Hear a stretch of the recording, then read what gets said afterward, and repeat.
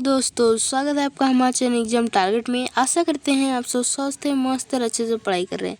जैसे कि आप सभी को पता है कि क्लास 12 की एग्जाम बहुत ही नज़दीक आ चुका है और इसी को देखते हुए आज मैं लेकर आई हूँ आप सभी के लिए केमिस्ट्री चैप्टर 10 जैव अणु का मोस्ट इम्पोर्टेंट 30 क्वेश्चन, ठीक, जो आपको एग्जाम में एकदम देखने को मिलेंगे। ठीक है, तो चलिए हम लोग एक एक करके बिना वक्त गवाए क्वेश्चन की ओर आगे बढ़ते हैं, क्योंकि टाइम में भी हमारे पास बहुत ही कम है। बोलिएगा तो एक महीना हमारे लिए कुछ भी नहीं है। और हाँ, जिसके लिए है कैसे कुछ भी नहीं है, एक महीना भी हमारे लिए बहुत है। अगर हम अभी भी अपना पूरा टाइम हम अगर देंगे तो ठीक है। जो अभी तक नहीं पढ़ा, कुछ भी होता है, एक दो बच्चे ऐसे हैं जो बोलते हैं कि नहीं मैंने कुछ नहीं पढ़ा, मेरा सिलेबस कंप्लीट नहीं है, ये नहीं है, वो नहीं है, टाइम नहीं है।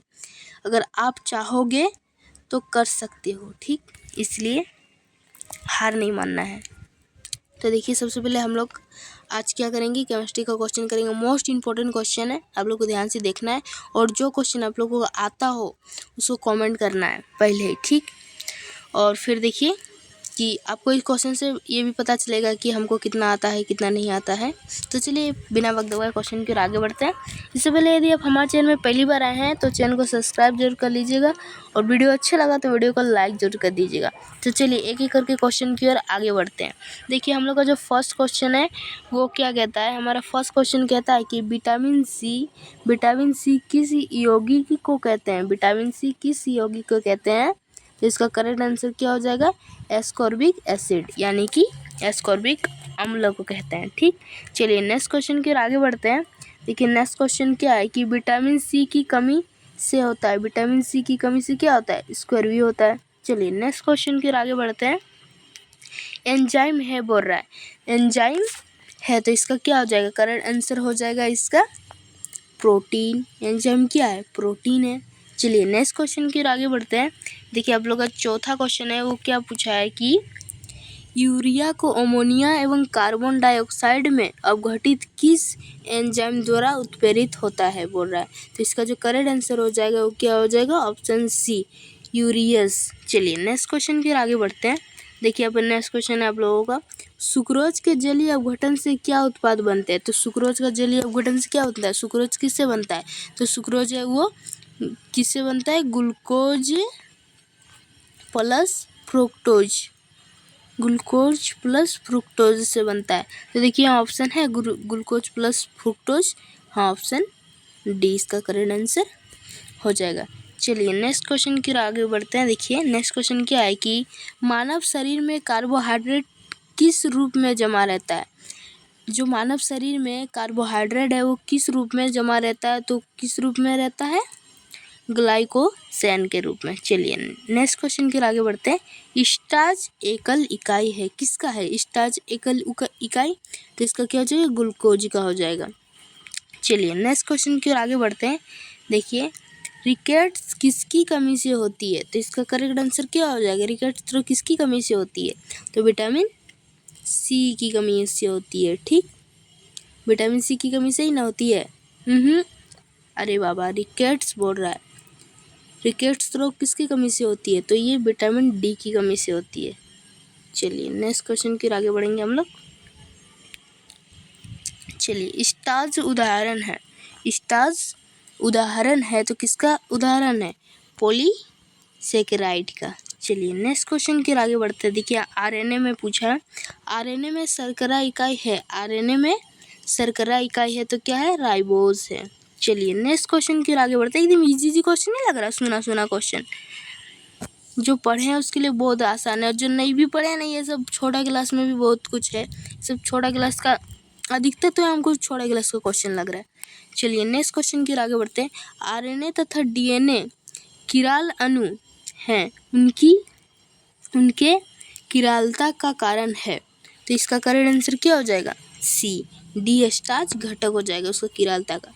चलिए नेक्स्ट क्वेश्चन की आगे बढ़ते हैं। देखिए यहाँ पर क्या फ्रुक्टोज का एक उदाहरण है बोल रहा है, फ्रुक्टोज का एक उदाहरण क्या है, कीटोहेक्सोस।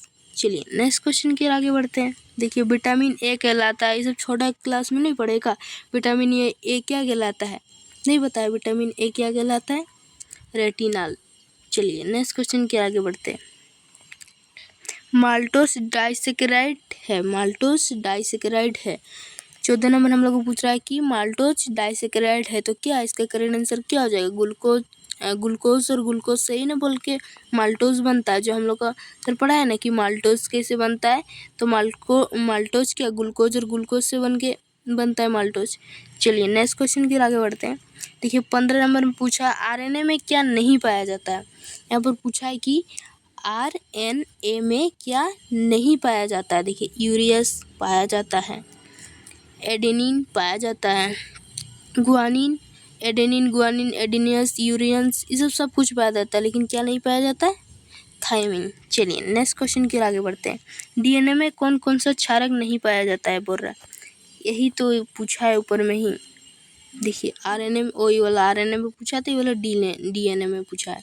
चलिए नेक्स्ट देखिए, इसका आप लोग बताएंगे क्या कमेंट में, डीएनए में क्या क्या नहीं पाया जाता है। हम आरएनए का बता दिया, आप लोग डीएनए का कमेंट में बताइएगा, ठीक। चलिए नेक्स्ट क्वेश्चन की ओर आगे बढ़ते हैं।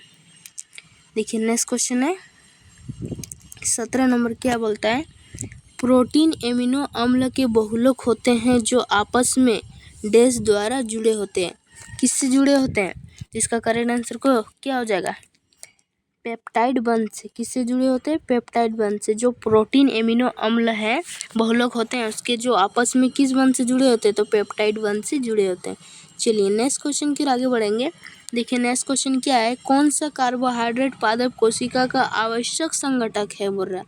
आवश्यक संगठक है तो इसका करेक्ट आंसर हो जाएगा सेलुलोज।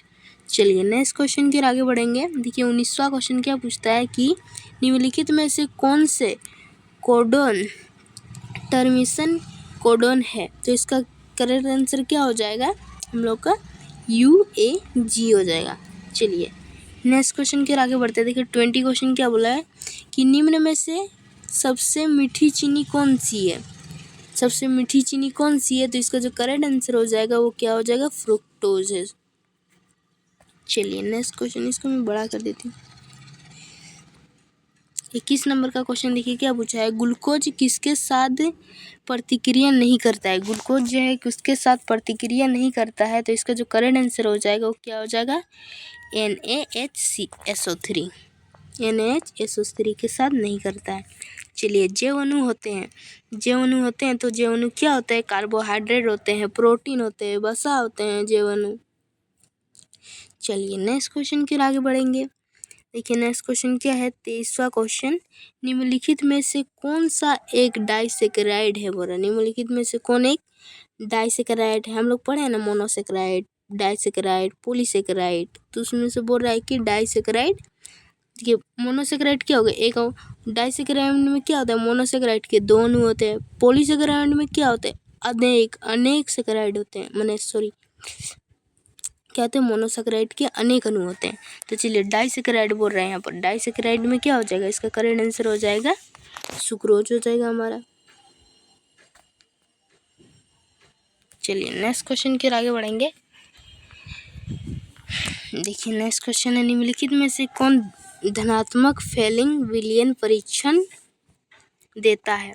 क्या बोल रहा है? निम्नलिखित में से कौन धनात्मक फेलिंग विलयन परीक्षण देता है? तो इसका जो करेक्ट आंसर हो जाएगा वो क्या है? ग्लूकोज देता है। चलिए नेक्स्ट क्वेश्चन के आगे बढ़ते हैं। प्रोटीन की हेलिक्स संरचना को स्थिर किया जाता है। प्रोटीन की हेलिक्स संरचना को स्थिर किया जाता है तो इससे स्थिर किया जाता है, तो इसका जो करेक्ट आंसर हो जाएगा वो क्या हो जाएगा? हाइड्रोजन बंधों द्वारा। चलिए नेक्स्ट क्वेश्चन के आगे बढ़ते हैं। 26वां क्वेश्चन क्या पूछा है कि एमिनो अम्ल के निर्माण खंड है। एमिनो अम्ल के निर्माण खंड है तो इसका जो करेक्ट आंसर हो जाएगा वो क्या हो जाएगा? प्रोटीन हो जाएगा। ठीक है, हमारा 27वां क्वेश्चन क्या है? कौन जीवटर आयन है? तो इसका करेक्ट आंसर क्या हो जाएगा हमारा? यूरिया नहीं, यूरिया तो नहीं होगा। इसका करेक्ट आंसर हो जाएगा बी, ग्लाइसिन हाइड्रोक्लोराइड। चलिए नेक्स्ट क्वेश्चन की ओर आगे बढ़ते हैं। इसका क्या हो जाएगा? कौन जीवटर आयन है बोल रहा है। कौन जीवटर आयन है? तो नहीं ये नहीं होगा, ये तो नहीं है, ये है ऑप्शन डी इसका करेक्ट आंसर हो जाएगा, एलानिन। चलिए एलानिन है। चलिए नेक्स्ट क्वेश्चन की ओर आगे बढ़ते देखिए, अल्फा डी प्लस ग्लूकोज तथा बीटा डी प्लस ग्लूकोज है। तो इसका जो करेक्ट आंसर हो जाएगा वो क्या हो जाएगा, एन वर्ड। चलिए नेक्स्ट क्वेश्चन की ओर आगे बढ़ते हैं। देखिए 29वां क्वेश्चन क्या पूछा है कि वसा का घुलनशील विटामिन कौन सा है। वसा का घुलनशील विटामिन कौन सा है। तो इसका जो 29 का हो जाएगा करेक्ट आंसर हो जाएगा विटामिन ए। वसा का घुलनशील हम लोग पढ़े ना कि क्या क्या है वसा में जो घुलनशील है वो विटामिन ए है, बी है, डी है और ई है। और जो जल में घुलनशील है वो कौन कौन सा है, वो है सी है और बी है ये ना। चलिए नेक्स्ट क्वेश्चन की आगे बढ़ते हैं। देखिए नेक्स्ट में नीचे देखिए, नीचे पूछा है जल में विलय विटामिन है। तो जल में विलय कौन सा विटामिन है। तो इसका जो करेक्ट आंसर हो जाएगा वो क्या हो जाएगा, डी, बी। हम बोले ना अभी बी है, एक तो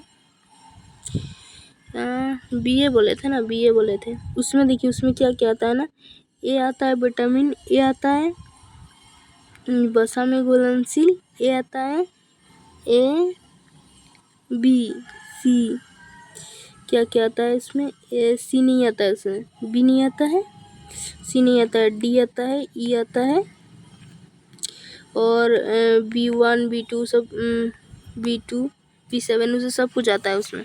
चलिए नेक्स्ट क्वेश्चन की आगे बढ़ते हैं। देखिए आप लोग का जो नेक्स्ट क्वेश्चन है 31 क्वेश्चन, हम 30 क्वेश्चन लाए थे जो हमने कर दिया। 31 और 32 ये 2 क्वेश्चन हम आप लोगों के लिए लाए हैं। तो देखिए एकदम इजी क्वेश्चन है, कुछ नहीं है। प्रोटीन का बहुलक है एक क्वेश्चन और एमिनो अम्ल है। तो ये दोनों क्वेश्चन आप लोगों को क्या करना है, कमेंट में बताना है, ठीक। तो हमको भी लगेगा आप लोग कितना तैयारी किए हैं, कैसा पढ़ रहे हैं, थोड़ा सा भी जान पाएंगे। और देखते हैं कितना बच्चा का सही होता है। तो आप लोग ये दोनों क्वेश्चन के आंसर कमेंट में जरूर कीजिएगा। तो चलिए हम लोग इस वीडियो का ही एंड करते हैं। अगर आपको वीडियो अच्छा लगा तो वीडियो को लाइक जरूर कर दीजिएगा। चैनल में पहली बार आए हैं तो चैनल को सब्सक्राइब कर लीजिएगा।